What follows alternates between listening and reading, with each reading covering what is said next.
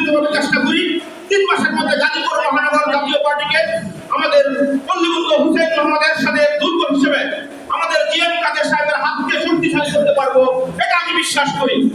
আপনারা এই পার্টির জন্য সেই পূর্ণ লগ্ন থেকে জন্ম লগ্ন থেকে আপনারা এই পার্টির জন্য শ্রম দিচ্ছেন, পরিশ্রম করছেন। আপনারা নিজের পয়সা খরচ করে এই পার্টি করে আসছেন, কিন্তু বিনিময়ে আপনারা আপনারা কিছু পান নাই, আমরাও কিছু পাই নাই।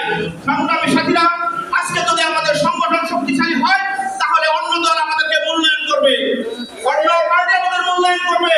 আর যদি সংগঠন শক্তিশালী না থাকে আমাদেরকে কেউ দাম দিবে না।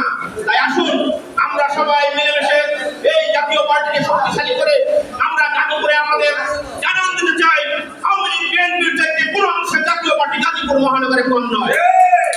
আজকে এই আহ্বায়ক কবি দিয়েছেন, গড়ি করতে হয়েছে। অনেকের নাম হয়তো পিছনে আছে, অনেকের নাম সামনে আছে।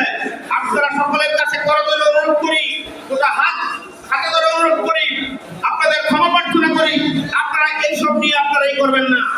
আমরা একটা শর্ট কমিটি 3 মাসের মধ্যে দিয়েছে, শুধু 3 মাস।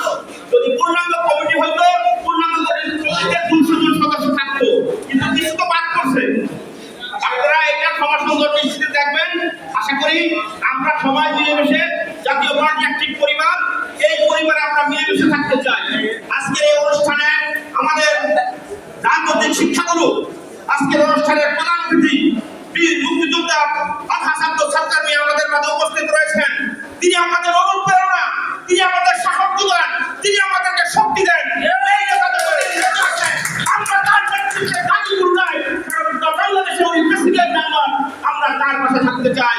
ওনার জন্য দোয়া করবেন সবাই, আমরা তার জন্য দোয়া করবো। আল্লাহ তাআলা তার আগে যেন নেক